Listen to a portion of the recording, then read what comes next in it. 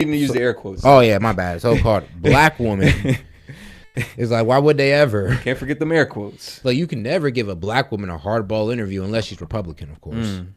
You see how they doing that one girl, Michaela Montgomery. Start on an issue her, that Americans across the country say is the the number ears. one concern, and that's the economy.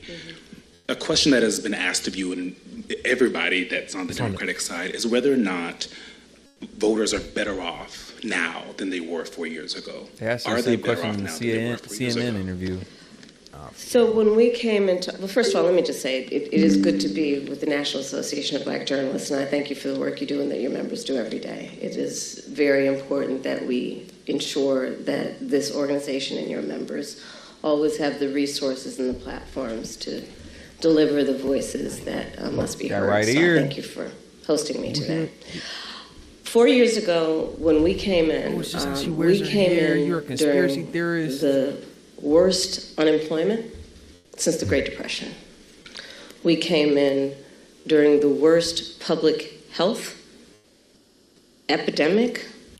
Worse since the Great Depression is an atrocious lie, but okay. I eat it up. Like, now, come on, bro. Can you see any of her ears? Do you see the ears? Come on, why? Just pull it back. Just pull it back, baby girl. Actually, if I was to ever interview this girl, I'd be like, can you wear this hair tie for me? Just pull your stuff to the back real quick for me. Like, no. And if she refused, I'm like, I knew it. You can't tell a black woman how to wear her hair. Shit, We came in in after the worst attack on our democracy since the Civil War. And a lot of it due in large part to the mismanagement by the former president as it relates to COVID and obviously January 6th. And we had then a lot of work to do to clean up a mess. As of today, we have created over 16 million new jobs, over 800,000 new manufacturing jobs. We have the lowest black unemployment rate in generations. We have invested in small businesses, and they're to the benefit of many people, but including black small businesses, some of the highest rate of creation of new black small businesses in years. We have done the work of capping the cost of prescription medication for our seniors for issues like insulin. And again, I'm speaking to the black journalists who care about all people, but in particular, I'll talk about the impact on black people, where we know black folks are 60% more likely to be diagnosed with diabetes. And we have now finally capped the cost of insulin for our seniors at $35 I mean, hold on. So instead of trying to get black people to eat better and stop the process, stop the FDA from letting, these corporations poison our food, we're like, you know what, we're going to let them do that and continue to make a buck off you, but we're just going to lower the insulin the insulin cost for you. You know what, say you took the words right out of my mouth. Let's negate all that. Fuck needing the insulin. Fuck having to address these insurance companies, which are for profit. They should be able to turn a profit. Yeah. Honestly, I'm not saying that they don't price gouge, but back to the root issue, like, don't we need to be healthier as a society, as a community, as black folk? Let's keep going. Everybody love Big Mama. Big Mama, right? No. Like, here's the point. Right? No. This is where they kill me at. It's like, you're talking about, 60% diabetes, and we should feel bad about insulin. I'm like, wait, what? Yeah, hold on. Get the hell out of here. We have a health problem here, and that's what RFK was talking about. So if you're worried about your diabetes and you're fat and black and worried about being a diabetic, I ain't gonna lie, you should probably line with the party that talks about health and all that good stuff, that talks about the FDA poisoning our foods and all that good stuff. It's like, come on now. Yeah, I love your point. But again, back to the just point about focusing on health and wellness in the black community. Like, everybody love Big Mama, right? But man, everybody knows the foods we eat at Big Mama house on Sunday dinner ain't good for us. They not good for us, man. Right? And it builds up and it leads to that need for insulin. It leads to that diabetic outcome. So like I said, talk the problem at the root. Instead of addressing it in the back end, attack it at the root, man. Let's live a healthier lifestyle. Let's preach health and wellness in our black community. If we really care about longevity, if we really care about healthy lifestyle, like, attack the issue at the root. Man, you should. I don't And yeah, know. and that And type of speaking talk- on health, like you're not really speaking on health when you're talking about insulin. Like that's after the damage That's has putting a been Band-Aid done. on the issue. Yeah, it's like let's try to prevent. Like, why are you Prevent the talking cut. about insulin when you talk about? Let's talk about preventing diabetes in the Yep. black community. Yeah, putting a Band-Aid on the issue when we should be preventing the cunt. But yeah, that type of talk gets you banned. Watch what you say in the chat. A month cap the cost of prescription medication for our seniors at $2,000 a year because we, unlike the former president who promised to do it, we finally have allowed Medicare to negotiate drug prices against the big pharmaceutical companies. And these are just some of the accomplishments. Is the price of groceries still too high? Yes. Do we have more work to do? Yes. And I will tell you, I do believe that I offer a new generation of leadership for our country that is about, in particular, turning the page on an era that sadly has shown us attempts by some to incite fear, to create division in our country, and to do the work that is about bringing some level of optimism and, dare I say, ambition about what I know is possible in our country. And so my plan for the economy includes what I imagine and believe and call an opportunity economy. What we can do to grow an opportunity economy where all people have access to the resources to compete, to apply their incredible work ethic, their ambition, their aspirations, and their dreams, and actually not just get by, but get ahead. And I can talk in more detail about it, but specifically, I'll mention a few things. Opportunity economy. One of the big issues that affects people right now in terms of the economy and their economic well-being is we have a shortage of housing supply. It's too expensive. People can't afford to buy a home. You know, we grew up, our parents. This is the same administration that we seen the median cost of homes go up $125,000. So what she's about to say is she has a opportunity or a bill for first-time home buyers to receive $25,000 towards the purchase of the home. What's that? It's peanuts in comparison to the price that the homes have actually went up, though. Yeah, it doesn't really help the inflation problem. Well, the inflated prices of homes, it doesn't. Or, you know, building a whole lot of homes, which she suggested. I think she stopped talking about that because you realize I was like, yeah, a lot of people tried that in the past and it kind of destroyed their housing economy. So, you know, you might not want to do that. Yeah, like when and I keep telling you, all she talks about is the end result. She never talks about the steps to get there. Man, an opportunity economy. She ain't gonna talk about where that money's gonna come from, where we're gonna be taxed more, where it's gonna be taken from, who's gonna have to pay a little bit more for people to be able to benefit from that. Like she can't even like line in. Like think about how JD Vance did. He said, "Look, if we can fix the immigration, the economy is gonna get better, and then we can go ahead and cheapen your drugs. That's a healthcare plan." It's damn near hitting what 3 birds with 1 stone, pretty much. Where they had the ability to somehow believe the American dream was attainable. Not so much for younger working people. And I recognize that. So my approach is a new approach, which is to say, let's just take this and deal with it head on. And part of my approach is to say, I'm going to employ and engage the private sector, in particular home builders with tax credits, to give them the incentive to create new housing, 3 million by the end of my first term, and understanding that tax is literally retarded. The tax on unrealized gains makes no sense. Makes no sense. And anybody who really knows the specifications or what that entails, nobody's for it. Yeah, it's bro, you ain't gonna even make no her proposed money. Billionaire tax. Mark Cuban, a man who's proudly paid a $275 million tax bill, he published it. Proudly paid it. Even he has said, like, "Yo, I ain't gonna lie, that ain't the move." It's like you gonna fuck some people. You gonna lose some folks with that one. Like you gonna destroy a lot of small businesses that are actually trying to come up. They're getting taxed off unrealized gains. Like, what does that entail? Like, what are you talking about? Are you talking about like the company's worth, the company's projected worth? Are you gonna tax them on how much they made last year, assets they own that they might not make this year's? Like, what are we doing here? Oh yeah. There's a lot of ways to frame it. But she says she's for small businesses, Set. Well, that's not gonna help small business at all.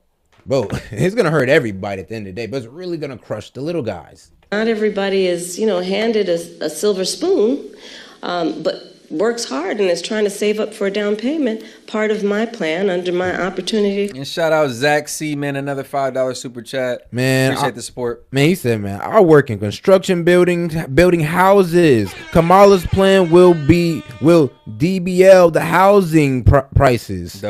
Double the housing prices. Oh, damn. Okay. That makes sense. Like I said, it makes sense. It makes sense. And I'm gonna be like, bro, when she said we're gonna build these houses, I'm like, okay, who's funding this? How are you gonna build these houses? Just what? For who? Like I said, there gotta be a demand for housing. For there to be a demand to houses, people gotta be able to afford houses. So, because think about it, if you can't afford it, there's gonna be a lack of demand, and this is where the housing market kind of goes up and inflates. It inflates low key. And then now can't nobody afford a house. Man, now everybody. And shit is bad for all parties, because even if you're an owner, who you gonna have to go sell to? Nah, for real. We keep out trying to raise the price, and then God forbid she try to, set the price of rent. Oh man, that's what she said. She's trying to do rent caps. Yeah, that's terrible for owners. It's pretty socialist because, like I said, it takes away the free market. Like you tell me, if I put in all these improvements into my rental complex, I can only charge so much. You got me fucked up. Yeah, you're pretty much capping my earnings on it forever, and I might be to a point where you're going to start losing money on it. Comrade Kamala. Actually, it only incentivizes people to be slumlords. It's like slumlords, slumlords. Because why would I improve something that I'm capped on? Fuck it, I'll just keep it like this. Yeah, fuck y'all. It's like I ain't improving shit if I can't charge y'all more. So thank your leadership. The economy is to give first-time home buyers a $25,000 down payment assistance so they can just get their foot in the door. Yeah. To be able to then engage in what will prove to be their opportunity to build intergenerational wealth. And here's my personal experience coming at that. I grew up a middle-class kid. My mother was hardworking. She raised me and my sister Maya. She saved up. And it was only by the time I was a teenager that she could afford to actually buy her first home. And I know, and I identify with, I know where I come from. Madam Vice President. And I know, but I'm just going to finish. I know that so many people work so hard and should have the opportunity to just get their foot in the door. Again, so it's not just about getting by, but getting ahead. Please. I'd like to ask you more about the opportunity economy. Housing is a part of it, as well as expanding the earned income tax credit, financial support, as you mentioned, for first-time buyers, and a $50,000 tax deduction for startups and small businesses. But I want to talk to you about the squeeze that millions of Americans are also dealing with that impacts their ability to work and make money, and that is child care and elder care. And it's a squeeze for millions of people. In some parts of the country, it costs more for child care than for rents. I think Bloomberg recently reported an average of $33,000 a year. Yeah, child care. So, and you want to know why? Because, well, bro, now I know a lady who owned a daycare, right? Well, she used to own one. And, bro, when they was reading out to me everything you need to run this daycare, I'm like, God damn. Some of these businesses kind of hinge on inflation. Like if inflation gets too high, then they got to raise their costs for everything, like for services and products. All prices got to raise. And to honestly provide the service of childcare, a lot is needed. So when that shit went up to damn near what your rent is, it's like paying double rent. One to take care of your kids and another one to, live. Ain't that something? But hey, though, if you have a strong family, you got some family members who got some time, you're kind of lucking out. So, God bless your family. I'm just wondering, you mentioned that in your opportunity economy, a child tax credit, but that's just one part of an ecosystem. Please tell us, what plans will you propose to guarantee that families can actually afford child care and elder care? So to your point, it is sadly the state of affairs in our country that working people often have to decide to either be able to work or be able to afford childcare. Like they can't afford childcare and actually do the work that they want to do because it's too expensive and it doesn't actually level out in terms of the expense versus the income. My plan is that no working family should pay more than 7% of their income in child care. Because I know that when you talk about the return on that investment, don't have to pay 7% on childcare, which means that you're gonna try to cap the price. That's exactly what it means. So what you mean is you're gonna take the average price of the American worker, which is probably about 40, 50K, and you're gonna take 7% of that, and you're gonna make every childcare service a heed to that. And I don't know, I'm just thinking down the line, but wouldn't that diminish the level of care that exactly daycares are going to be able to provide? Yeah, it's the same thing about cap and rent. They'll probably be able to take in less kids. They probably won't be able to offer the same level of care. Bro, it'll be a kid limit because it'll be a certain point. Like, yeah, well, under this little cap that we have, the order to profit, we can only take in so many kids. Yeah, because I mean, shit, the more kids we make or the more kids we take in doesn't necessarily mean the more money we make. Yeah, the government's capping our earnings pretty much, and unless the government's gonna subsidize that, and that's just the taxpayers doing that. That's what I'm about to say. It just all comes back. It just all returns back to us. It all comes out of our checks and out of our pockets. So if you're hearing Kamala's policy, understand that it's going to affect you some way, if not upfront, if not in the back end, but you're going to be paying, and it's going to come from your wallet and your paychecks. So yeah, like I said, you try to cap rent. Kamala. Like, bro, hey, you try to cap rent, you're going to have you some slum lords. If you try to cap childcare, man, I don't think we want to know, bro. I don't think we want to know what's going to happen with that. Comrade Kamala. Conrad. Allowing people to work, allowing people to pursue their dreams in terms of how they want to work, where they want to work, benefits us all. It strengthens the entire economy. We saw, for example, during the pandemic what happened. All right. And it sadly has dissipated. The chat speaks. The chat speaks. You know what? We're going to give y'all a quick lesson on Marxism, low-key, because I don't think a lot of people y'all know the way well. Alex Jones is about to explain it. Shout out my man Alex Jones in the meantime. Let this soft mineral melt in your mouth to rebuild your gums and teeth and never need a dentist again. Bro, did you know there is a natural way to the fact that people kind of don't understand what Marxism is a bit alarming, but here at St. Key Media, look, bro, we try to get y'all right. Marxism. Some of us are well schooled on what has become known as cultural Marxism, and many of our fellow American citizens are not, and I can't blame them. Marxist theory is a giant mess of complicated mental illness, but I'm sure you need more information than that. So what if I simply told you that following World War II, a group of Marxist political theorists who seemed harmless after having fled persecution in Nazi Europe after betting on the wrong totalitarian horse, communism, brought their complete disgust for Western culture to Columbia University in New York City and gradually spread their cancer into the government, media, and academic institutions of the United States. Notably, flaring up in the 1960s, as Dr. Theodore Dalrymple put it, these new theories appealed to utopian adolescents who, number one, wanted to deny that they were the most fortunate generation that had ever lived, and number two, dreamed of a life completely without restraints on... Man, and shout out CM, man, with the $10 super chat. Just wanted to support, man. Proud member and supporter, man. Appreciate the love. Man, and look, you kind of see where Marxism is kind of hailing from. It's like a self-loathing kind of hatred of, well, people who are ambitious, feeling that everybody should just be taken care of just for being a human damn near. Eat the rich. That's where that ideology comes from. F the poor, you know. Lessons who... Well, my bad. Eat the rich, F the rich. We should tax the rich so they can subsidize our life. Number one, wanted to deny that they were the most fortunate generation that had ever lived. And number two, dreamed of a life completely without restraints on their pleasure. Giving the baby boomers what they wanted and not what they needed, Frankfurt School adherent, former member of the brain trust of the OSS American War Machine, and godfather of the New Left, Herbert Marcuse, along with his contemporaries, engineered a slow-moving Marxist revolution from within American society, utilizing a mass psychoanalytic Hegelian dialectic psyop that is blossoming today amongst the lethargic minds of the millennial generation. My friend said the Frankfurt School considered psychology one of the main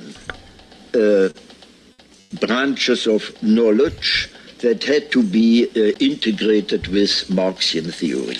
By no means replacing Marxian theory, but taking it into Marxism. A synthesizing technique known as repressive tolerance. Thankfully, in the interest of time, Marcuse simplified the definition of repressive tolerance, saying repressive tolerance is intolerance against movements from the right and toleration of movements from the left. So chat, bro, can you chill on the repressive tolerance, man? Can you get your boot off my neck, bro? Let a nigga breathe. Like, god damn. Repressive tolerance, bro. This can simply be defined as, and in layman's terms, I should say, when we give them one right, man, it gives them the freedom to take more and more. Yeah. Honestly. Repressive tolerance. Thankfully, in the interest of time, Marcuse simplified the definition of repressive tolerance, saying repressive tolerance is intolerance against movements from the right and toleration of movements from the left. So for those of y'all who's it's just ARs, give up your ARs. Nobody needs an AR for home defense. Like, bro, we should be able to have regulated nukes if we want it. I'm weak. Fuck out of here. Snipers, at least. Man. Snipers. Tolerance is achieved by arming the thoughts of emotional, rationally vacant liberals with the potent weapon of critical theory, a hive mentality that produces a catharsis for the self-loathing types of our society when confronting the social, historical, and ideological forces gluing the structures of a society together. As a nation, we have reached a state of cultural subversion where full-blown treason has become the norm. People love you and you win. And when your son looks at you and says, Mama, look, you won, bullies don't win. And I said, baby, they don't, because we're going to go in there, we're going to impeach the mother. Judicial Watch has been sounding that alarm for some time now, exposing the fact that your tax dollars are supporting your own demise. George Soros' Open Society Foundation's efforts to subvert the populism and anti-globalism sweeping the United States with Marxist division and unyielding self-loathing should ring alarm bells from sea to shining sea. Judicial Watch stated, Soros, with the help of American taxpayer dollars, bolsters a radical left-wing agenda that in the United States has included promoting an open border with Mexico and fighting immigration enforcement efforts, fomenting racial disharmony by funding anti-capitalist racialist organizations, financing the Black Lives Matter movement and other organizations involved in the riots in Ferguson, Missouri, weakening the integrity of our electoral systems, promoting taxpayer-funded abortion on demand, advocating a government-run healthcare system, opposing U.S. counterterrorism efforts, promoting dubious transnational climate change agreements that threaten American sovereignty, and working to advance gun control and erode Second Amendment protections. And they essentially outsource our foreign policy to Soros front groups. Now, as I said, George Soros is a billionaire. His groups don't need tax dollars to do their work advancing their left-wing agenda, don't you think? The moral and rational code of the United States is taking a severe beating. We have no other choice but to prosecute and reject this invasion of intended mental illness spearheaded by enemies of our republic like George Soros, or find ourselves morphing into the madness as our nation enters the point of no return. John Bound reporting for InfoWars. All right. Nice. Hopefully y'all like that little lesson on Marxism, cultural Marxism, and found it informative. It as a conversation that we need to resuscitate, which is the number of women that had to leave the workforce because of a lack of childcare and home health care. And so many of our families, in particular women, end up carrying the responsibility. Men do too, of course.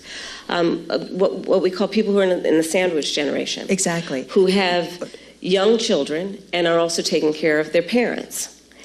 And it is just absolutely too expensive for them to be able to work and do that.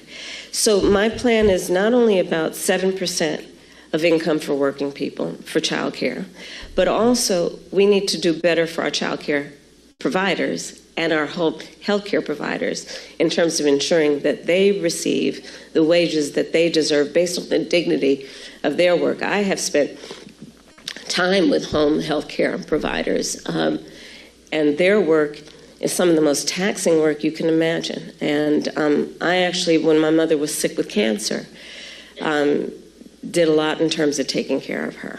And the work that is about taking care of a loved one, in particular an elder, is extraordinarily heavy in terms of the emotional toll, the time it takes, and we do it because that is what we do, but not everyone has the ability to take time from work to do it, and they need help, and we need to make sure we have home health care workers that can help them. But I want to also get back to the earlier point that you made about extending the child tax credit.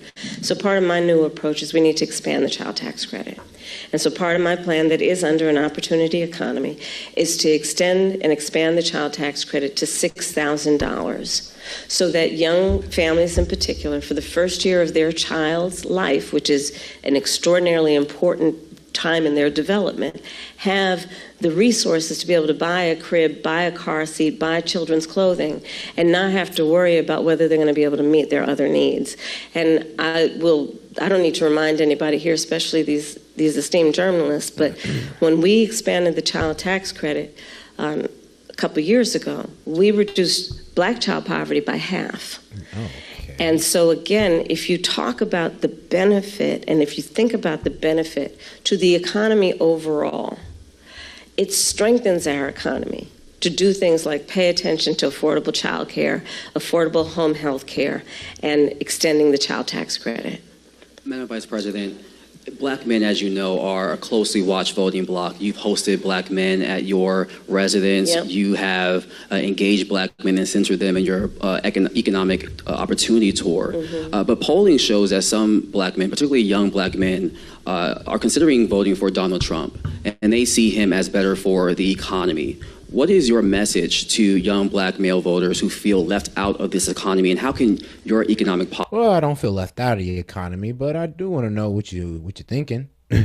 policies materially change their lives? So I appreciate the spirit of the question, but I'll tell you, I've often been asked this question in a way that I've had to respond by first saying that I think it's very important to not operate from the assumption that Black men are in anybody's pocket. Black men are like any other voting group. You got to earn their vote. Okay. So I'm working to earn the vote, not assuming I'm going to have it because I am Black, but because the policies and the perspectives I have understands what we must do to recognize the needs of all communities. And I intend to be a president for all people. Specifically as it relates to what we need to do, to your point around economic opportunity. Yes, I started way before I was at the top of the ticket at what I called an economic opportunity tour, focused on Black men. Understanding that, for example, we have so many entrepreneurs in the community who do not have access to capital, but they've got great ideas, an incredible work ethic, the ambition, the aspiration, the dream, but don't have the relationships necessarily. So my work has included, as vice president, getting billions more dollars into community banks, including working with the big banks to do that, so that we can increase access to capital for our small businesses, for our startups. Part of my plan under my economic opportunity plan going forward is that right now, startup entrepreneurs, small businesses only get a tax deduction of $5,000. Nobody can start a small business with $5,000. So I'm expanding that to $50,000. Understanding, again. I don't know. If you gave somebody $5,000 and they hustled it hard enough, they might make work. You definitely can. Like, shit. There's businesses you can start with $500. So. We probably, man, I ain't gonna lie, I've done more with less. That when people have the opportunity to have the resources to get started, they're gonna put the good ideas, they're gonna put the hard work into it. And part of what I also know is that our young Black men, our Black men, just like any group of people, anybody, our small businesses are really the backbone of our economy overall. And when they do better economically, we all do better. Part of my work is about understanding what we need to do in dealing with, for example, the historic inequities that have faced the Black community around home ownership. right? I don't have to go through the history with anybody here about what that has meant in terms of redlining, what that has meant in terms of biases and home appraisals, and what the impact it has had on stemming the opportunity to build intergenerational wealth because of those obstacles. So part of the work that I have done and will continue to do is identify, speak truth about those obstacles, and address them. Another example is medical debt. 1 in 4 Black families or individuals is more likely to carry medical debt than others. So part of my perspective, and as vice president, part of the work that we have done is to say that we're going to eliminate medical debt from being on your credit score. Because until now, medical debt worked against your credit score, and people know their credit score like your weight, right? You know that number. And the difference between what that number is and what it needs to be is the difference between you being able to get a car loan, a small business loan, or even a lease on an apartment. And so, I've kind of broken down like the hater, demographic, and why they hate us. 90%, well, it's kind of because we're Trump supporters. Sure. And then I would say the other 2.5% because we're Black, and the other 2.5% is because we're non-FBA Black.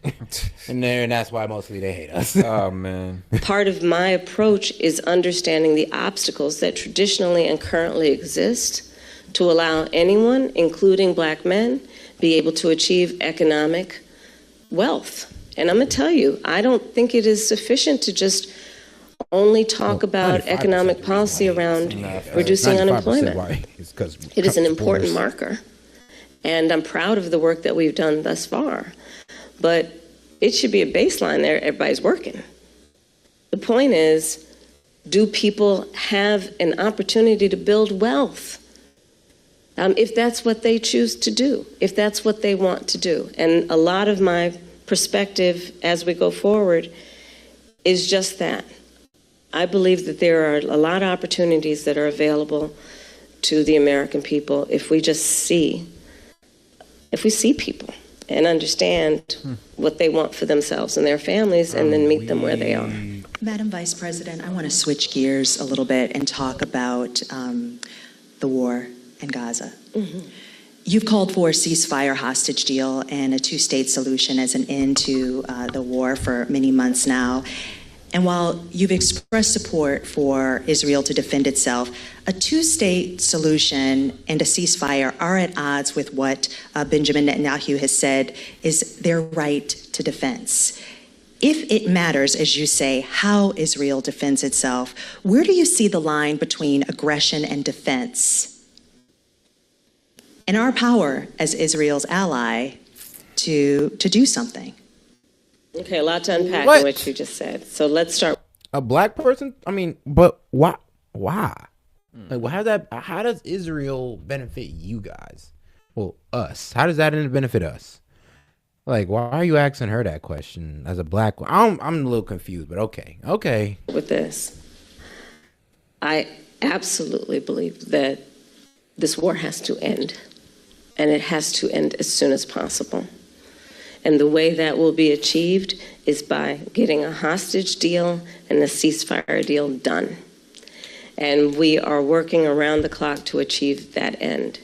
Stepping back, October 7, 1,200 Israelis were slaughtered, and actually and some Americans, by the way, in that number, slaughtered. Young people who were attending a concert, women were horribly raped. And yes, so I have said, Israel has a right to defend itself. We would. But Madam Vice President, I think my ask is the difference between aggression and defense. No, but it's important to put it in context, which is what I'm doing, and I'll get to that. And so how it does so matters. And far too many innocent Palestinians have been killed. Women and children. We have seen with horror the images coming out of Gaza. And we have to take that seriously. And we have to agree that not only must we end this war, but we have to have a goal of a two-state solution, because there must be stability and peace in that region, in as much as what we do in our goal is to ensure that Israelis have security and Palestinians in equal measure have security, have self-determination and dignity. A question for you on that, though. What levers does the U.S. have to support Palestinians in their right to self-determination? And is it even possible as Israel's ally? Well, absolutely.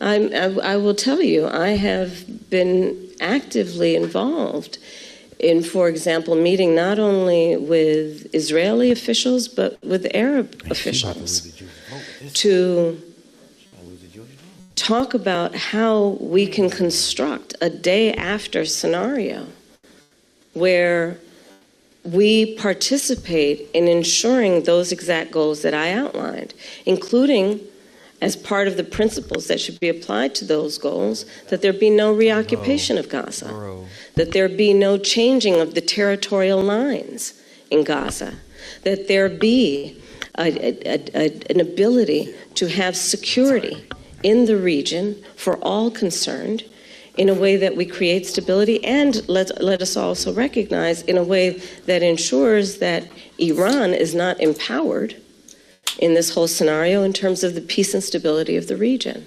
But absolutely, the United States of America absolutely has a role, which is why we have been active, in particular with the Qataris and the Egyptians, around attempting to get a deal done and get it done as quickly as possible. Madam Vice President, just to follow up really quickly, is there a specific policy change that you, as President of the United States, would say you would do that would help this along? Because you've gotten a lot of credit for emphasizing the humanity of Palestinians, but what I often hear from folks is that there's no policy change that either you or President Biden have gone and said they would do. Is there a specific policy change as president that you would do in our helping of Israel? We need to get this deal done, and we need to get it done immediately, and that is my position, and that is my policy. We need to get this deal done. But in the way that we send weapons, in the way that we interact as their ally, are there specific policy changes? Well, Eugene, for example, one of the things that we have done that I am entirely supportive of is the pause that we've put on the 2,000-pound bombs. And so there is some leverage that we have had and used.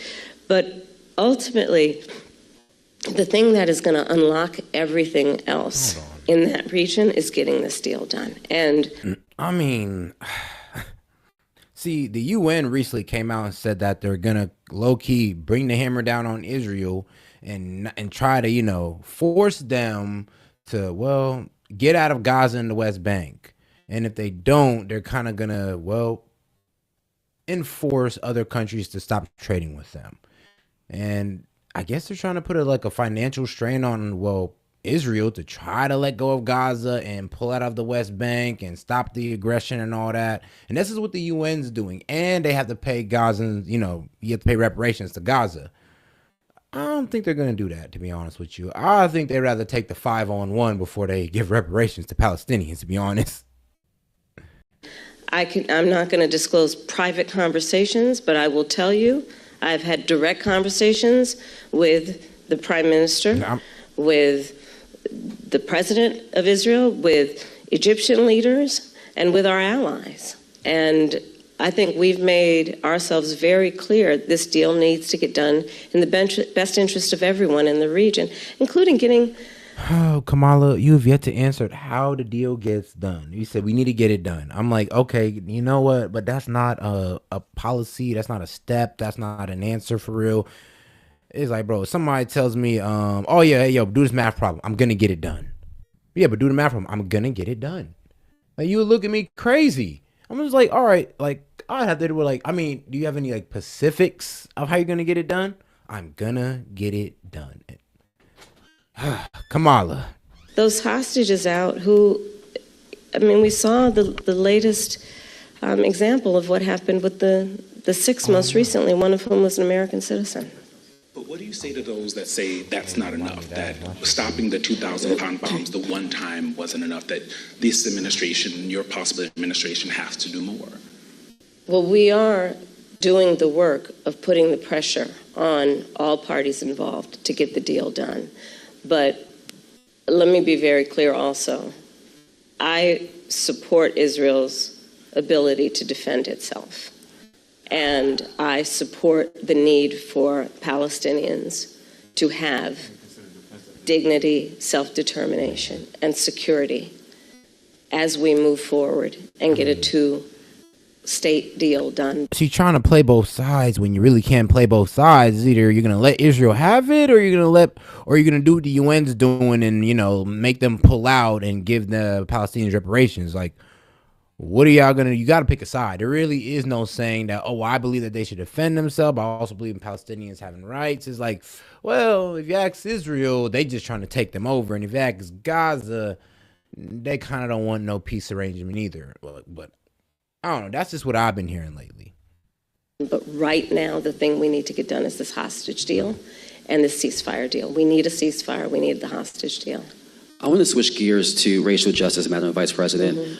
Last month, you eulogized Congresswoman Sheila Jackson Lee. Yeah. Jackson Lee's signature bill, one of a few, was H.R. 40, which would create a commission to study the history of U.S. slavery and study the issue of reparations. She introduced H.R. 40 every session of Congress, taking up the mantle from Congressman John Conyers. This is a bill that you have co-sponsored as a U.S. Senator. Yet, this has, despite the fact that this has been, similar commissions have been created on the state level and on the local level, is yet to pass in Congress, let alone come out of committee.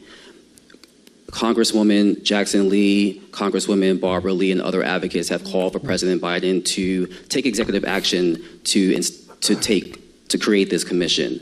Would you, as president, take executive action to create this commission, or do you believe that it should happen in Congress? Well, first of all, as you mentioned, Sheila Jackson Lee, she was an extraordinary leader who we just recently lost, and she was a friend and a real champion for so many issues. So I feel compelled to say that about her. On the issue of what we need to do going forward, look, first of all, we just need to speak truth about history, in spite of the fact that some people would try and erase history and try and teach our children otherwise. We need to speak truth about the generational impact of our history in terms of the generational impact of slavery, the generational impact of redlining, of Jim Crow law. I could go on and on and on. These are facts that have had impact. And we need to speak truth about it. And we need to speak truth about it in a way that is about deriving solutions. Bro, I'll be so impressed with the way she kind of just like speaks sometimes, because she speaks in a way where you damn near forget the question you asked her. I'm like, wait. Bro, a master diverter. Yeah, I'm just like, hold on. I know you didn't answer my question, but what's the question? Bro, you low-key forget by the time she ends up answering it. Like, hold on. Like, I know you said a whole lot, but I swear that's not what I asked you. But I guess. All right, next question. Masterful. And frankly, I think that we, and part of that is studying it to figure out exactly what we need to do. But part of what we can do right now is, for example, what I'm talking about in terms of building an opportunity economy, which is addressing explicitly the obstacles that historically and currently exist and dealing with them. Student loan debt, medical debt, bias in home appraisals.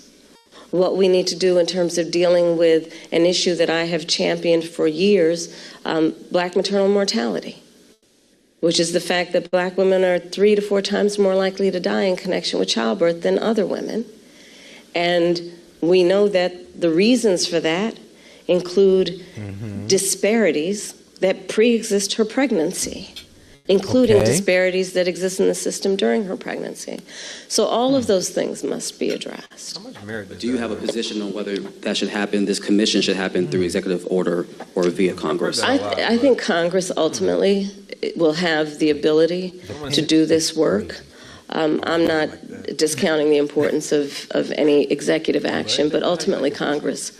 Because if you're going to talk about it in any substantial way, there will be hearings, there will be a level of public education and dialogue that, and I think that was part of the spirit behind the congressional action thus far, to ensure that everyone can participate in this conversation in a way that elevates knowledge about history and the reference points that that are the impetus of this conversation.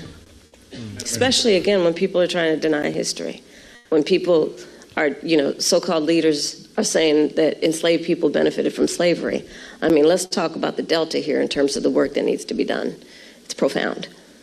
Madam Vice President, I want to move to Springfield, Ohio, and what's happening there. We've seen school closures, parents worried about their kids leaving. They're eating the cats and the dogs. They're eating the cats and the dogs. But really, we didn't hear too much about the cats and the dog. But they are eating the ducks for show, though. And people are dying. I mean, well, one person that's been confirmed to be dead by a legal Haitian immigrant. Yeah, driving without a license.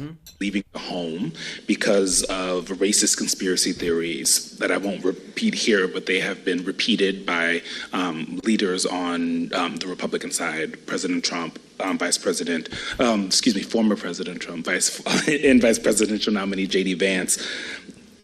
From your perspective, is this just a case of irredeemable racism that can't be mitigated by any rational action, or is this a situation in which a federal response could help this community heal?